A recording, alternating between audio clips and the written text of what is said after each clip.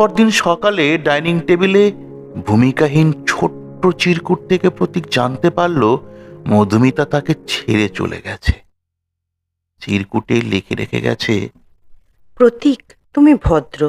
দিনের পর দিন দুঃসহ দুঃখের বোঝা আমি বহন করেছিলাম শুধু ভালোবাসার জন্য, অথচ আমাকে অপমান করছো কি নিষ্ঠুরভাবে। আমি আর এই ফ্ল্যাটে একই ছাদের নিচে অপমানিত, লাঞ্ছিত, ব্রাত্য হয়ে থাকতে চাই না। প্রতীক, তুমি আমাকে ঠকালে।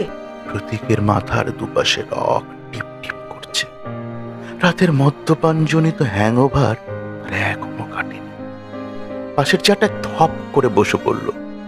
ভাবল, বিবাহিত হলেও বর্তমানে স্ত্রীহীন, কিন্তু সে তো মধুমিতাকে উজাড় করে ভালোবাসতে চেয়েছিল।